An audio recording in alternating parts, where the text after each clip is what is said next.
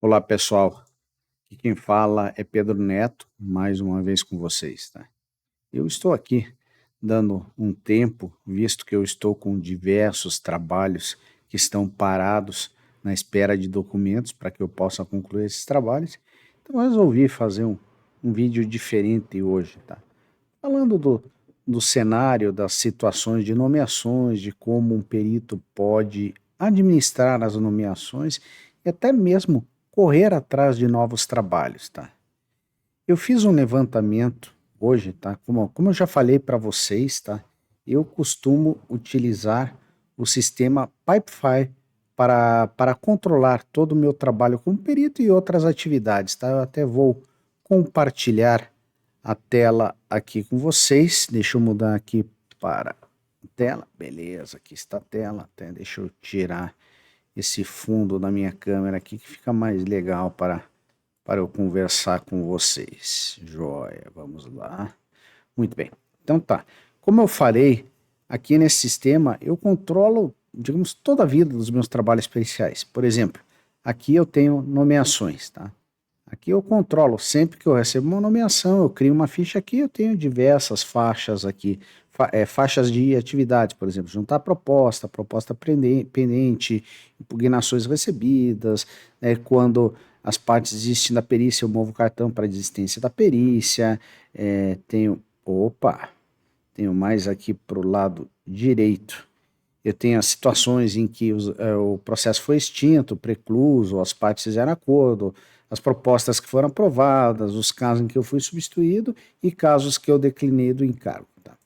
Eu também tenho uma outra ficha de controle, um outro controle de processos aqui, que é sobre o cronograma dos trabalhos que eu fui nomeado, que as minhas propostas foram autorizadas, tá? Então aqui eu tenho a caixa de entrada, sempre que eu movo lá naquele outro processo, eu movo para processo, para proposta aprovada, ele já move o card diretamente para cá.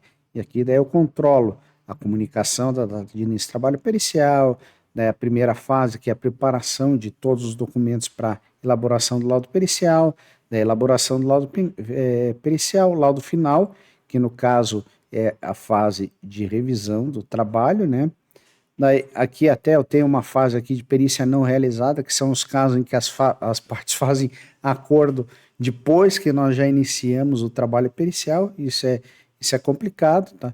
Eu acho que eu até já fiz algum vídeo sobre isso, tá? O que acontece nesse caso? Muitas vezes as partes fazem acordo e querem todo o dinheiro dos honorários de volta. Você já recebeu os 50%, né? Então, o que eu faço? Eu normalmente eu cobro no mínimo 30% mais os impostos que eu paguei como honorários parciais, ou seja, você já está trabalhando, fizeram acordo, mas você já está trabalhando. Nunca tive problema com isso. Daí aqui eu tenho uma fase dos laudos que foram entregues e aqui os laudos em que foram solicitados esclarecimentos. Até eu tenho uma outra fase aqui, que é um outro processo que é de elaboração de esclarecimentos. Quando eu movo de trabalho finalizado para esclarecimentos, ele move para cá, tá? Mas eu não vou entrar em detalhe nisso hoje. Então, o que eu fiz, tá? Eu tenho constatado, tá, que ultimamente as nomeações elas estão bem devagar e principalmente juízes que já me nomearam muito simplesmente pararam de me nomear. Quais que são as explicações para isso, tá? Isso não quer dizer que eu fiz um mau trabalho, como por exemplo aqui, ó, eu tenho aqui que é o juiz que eu mais prestei trabalhos aqui, que é o juiz da primeira vara civil de Apucarana, aqui no Paraná. Ele já me nomeou 183 vezes. Eu já fiz 122 provas periciais. Tá? Isso daqui dá uma média de 12 provas periciais por ano. Tá? Então, pode parecer pouco, mas não é. Um único juiz, ou seja, para um único juiz eu entreguei em torno de 10 provas periciais por ano. Tá? Esse juiz parou de me nomear. Ó. A última nomeação que eu recebi dele foi de 14 de setembro de 2020. Essa aqui tem essa outra vara aqui, que é a segunda que mais me nomeou, Vara Civil de Andrade do Sul, já me nomeou 101 vezes, já fiz 79 trabalhos, uma taxa de retorno de 78%, que é a maior de todas, ou seja, é a taxa em que eu tive mais das minhas propostas homologadas e que eu mais entreguei trabalhos, tá? Isso é bem interessante. Também, ó, última nomeação aqui 2021, tá? Ou seja, aqui dá um pouco mais de 2 anos desde a minha última nomeação. Então, o que que eu fiz, gente? Eu tô aproveitando esse tempo, eu não digo tempo sabático, mas esse tempo de folga forçada, né? Para fazer um planejamento dos passos que eu vou seguir. Atividade pericial, eu adoro fazer isso, eu não vou largar. Logicamente que eu não estou concentrando todas as minhas fichas no trabalho pericial, porque, ao contrário do que muitos cursos dizem por aí, perícia não é um negócio que você vai ter garantidinho sempre, sei lá, 6.800, 10 mil reais, 15 mil reais, como eles costumam dizer por mês. Não, negativo. Vai ter mês que você vai faturar, sei lá, 100 mil reais, mas vai ter mês que você não vai faturar um centavo. Então, você tem que saber lidar com isso, né? E até por isso que eu tenho outras atividades em paralelo, que eu quero tornar até como minhas atividades principais. Mas voltando ao assunto, o que que eu fiz aqui, gente, para dar uma organizada e fazer um planejamento dos próximos passos que eu seguirei, tá? Eu peguei aqui, eu listei aqui todos os ofícios que já me nomearam, tá? Aqui são, se não me engano, ó, 66 ofícios, tá? Entre os estados do Paraná, Paraíba e Minas Gerais, tá? Eu já recebi 621 nomeações, tá? Isso aqui dá em torno de 60 nomeações por ano, tá? E apresentei 363 provas periciais, tá? Que dá em torno de 3 laudos por mês, tá? 3 laudos por mês. Tá? Isso é uma média, tá? Teve meses que eu entreguei mais do que isso, teve meses que eu nem entreguei laudo nenhum. Então, veja, o que que eu fiz? Tipo assim, tem diversos casos aqui que, por exemplo, eu fui nomeado uma vez, não realizei nenhum trabalho, minha proposta acabou não sendo homologada ou por algum outro motivo eu não realizei a prova pericial, tá?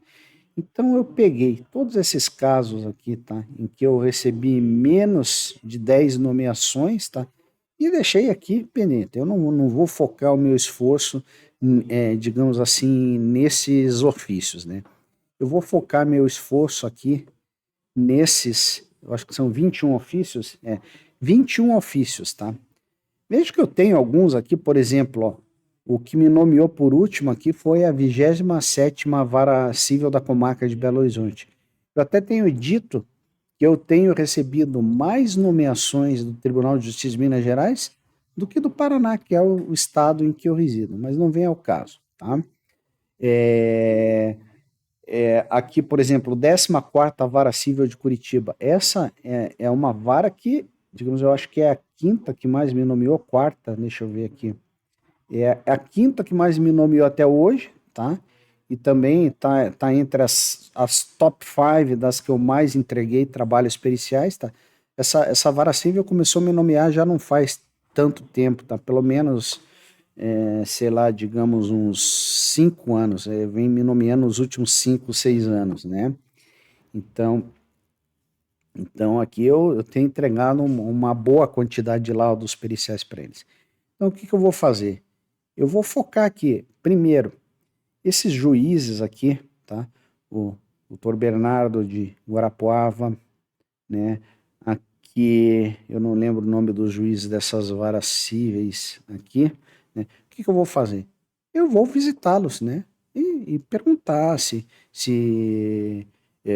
comentar que eu já produzi diversas provas periciais, não como uma cobrança, mas para tentar entender por qual motivo que eu parei de receber nomeações, porque fazer laudo ruim para esses juízes eu não fiz. Nenhum laudo meu foi invalidado. Todos os laudos que eu apresentei até hoje foram todos validados. Ou seja, nunca teve que ser feita uma segunda perícia em cima de um trabalho que eu realizei.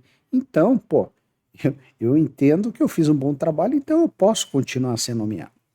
Eu sei, voltando aqui a questão dos motivos que, digamos, você mesmo visitando os juízes, isso de repente pode não garantir a sua nomeação, né? Por quê? a grande maioria dos tribunais, como eu já comentei aqui, eles têm feito as nomeações direto pelos sistemas de cadastro. Por exemplo, aqui no Paraná, o sistema Caju entra no sistema Caju, pum, sei lá, devem apertar algum botão lá e eles precisam de um perito engenheiro, eles vão lá no cadastro dos peritos engenheiros, sorteiam algum, né? Perito contador, vai lá, sorteia algum. Santa Catarina, eu sei que é assim que eles fazem, tá? Eu tenho uma pessoa, uma amiga de infância, que ela é responsável por um dos cartórios numa cidade do interior de Santa Catarina, que ela falou, ó, Pedro, não adianta porque aqui é feito dessa maneira, é feito pelo sistema. O que eu acho meio temerário, né? Porque, tudo bem, o cara tem o cadastro lá, mas será que ele tem a especialidade que é necessária para realizar aquele trabalho? Aí entra um outro ponto aqui que eu vou me alongar, como sempre, eu sempre acho alguma coisa mais a falar, a questão de quando o perito apresenta a sua proposta de honorários, a questão do perito apresentar o seu currículo, comprovação de suas graduações, especializações e etc, tá? Para quê? Para que serve isso? Para que os patronos das partes possam ver se aquele perito tem as qualificações necessárias para fazer aquele trabalho, tá? Não dá para contar que o juiz vai fazer isso ou que o sistema judiciário vai fazer isso. Não vai fazer. Ele tem milhares de peritos cadastrados lá, ele vai nomear algum. Então, cabe aos advogados pesquisarem, o que é bastante fácil hoje, com as redes sociais, como por exemplo o LinkedIn, né? Sei lá, pesquisar o profissional e ter uma ideia em conjunto com o currículo que ele apresentou, se aquele profissional ele tem um bom preparo para produzir uma prova técnica acerca das questões que estão sendo discutidas ali nos autos, tá? Mas a maioria dos advogados não fazem isso, tá? A maioria dos advogados não fazem isso. Eu acho que em todas essas 621 nomeações que eu nomeei, apenas uma ou duas vezes o advogado questionou, tá? Mas daí eu comprovei que eu tinha aquela especialização. Porque normalmente eles batem só na questão do valor dos honorários, tentando sempre jogar os nossos honorários lá para baixo. Tá? Então, gente, esse é o passo que eu vou seguir. Eu vou visitar aqui esses quatro, cinco juízes aqui, são quatro juízes, né? Guarapuava, Apucarana eu já consigo visitar dois juízes, né? Jandaia do Sul, que é colado a Apucarana, né? Faço uma viagenzinha aí uns 2, 3 dias, né? Visito estes juízes, tá? Aqui, por exemplo, Belo Horizonte, tá? Aqui que eu tenho essa nomeação que é bem recente, tá? Essa, inclusive, se não me engano, está aguardando aprovação da proposta de honorários, tá? Eu tenho aqui João Pessoa, tá? Que são 11 nomeações, tá? Eu já produzi 3 laudos e eu tenho mais eu tenho acho que 2 ou 3 que estão aguardando documentos e tenho mais uns 4 que estão aguardando a retomada do processo porque era um tema repetitivo que estava sendo julgado pelo STJ e já houve a decisão acerca desse tema. Inclusive, alguns de vocês já me perguntaram aqui, se refere às revisões de contas PASEP, tá? Se vocês tiverem dúvidas, pode entrar em contato comigo. Então, gente, por fim, deixa só eu acionar a minha câmera de volta aqui para ficar legal. Acionei aqui o fundo da minha câmera, vou voltar aqui para a tela principal. Então é isso, gente. Nós, como peritos, tá? Para que nós consigamos obter novas nomeações e manter um nível adequado de nomeações, não adianta ficar sentado. A gente tem que correr atrás, tá? Não que isso, até pelos fatores que eu já falei, deles nomearem automaticamente, não que isso vá trazer algum resultado, mas pode trazer resultados. Por exemplo, aqui a 14ª Vara Civil, eu já visitei diversas vezes, não consegui falar com o juiz, mas falei com a assessora do juiz, falei com o pessoal do cartório diversas vezes, então eles sabem que eu atendo rapidamente as minhas intimações, quando eu tenho que apresentar algum laudo, embora aqui eu já apresentei 21 laudos, eu sempre apresento dentro dos prazos, ou seja, ele sabe, pô, esse perito não vai nos trazer incomodação. E isso é um bom ponto. É isso que vai, digamos assim, gerar a oportunidade a vocês de continuarem recebendo nomeações, tá? Para aqueles, até hoje eu estive respondendo um seguidor meu que falou, puxa, eu já fiz meu cadastro, não sei o que, não recebo nomeações, o que eu posso fazer? Basicamente eu dei as mesmas dicas para ele. Eu acho que talvez para ele seja um pouco mais complicado, porque ele é iniciante nessa atividade de auxiliar da justiça. E não avaliei o currículo dele, não sei efetivamente se ele já, digamos, já chegou a obter um bom nível de expertise e conhecimento na sua área de formação. Então, lembrem disso, tá? Não tenho pressa, gente. Não adianta você começar a atuar como perito do juízo sem estar preparado, tecnicamente, na sua área de formação, a área que você escolheu atuar, tá? Porque, tá, tudo bem, fazer o laudo até é fácil, mas se você fizer um laudo mal feito, o seu nome vai ficar sujo, entende? Vai ficar sujo. Não adianta você fazer um laudo só por fazer, sem entregar um bom trabalho, tá? Até este é um dos motivos que eu tenho esse meu canal no YouTube e é um dos motivos pelos quais eu busco prestar assistência para diversos profissionais que querem ingressar nessa área de atuação. Beleza, gente? Hoje eu fico por aqui, tá? A semana está terminando. Hoje eu vou temporariamente me desvincular aqui desse espaço de trabalho que eu estou utilizando. Acho que vou voltar para cá daqui uns 2, 3 meses, né? Tenho outros planos para esses próximos períodos, né? Mas nós continuaremos nos falando estarei em casa, mas continuarei falando com vocês. Beleza? Eu fico por aqui. Não esqueça, gente, de dar um curtir aqui no meu vídeo, se inscrever no canal e acionar o sininho para receber notificações sempre que eu colocar um novo conteúdo aqui no ar. Beleza? Então, vamos lá. Vejo vocês no próximo vídeo. Até mais.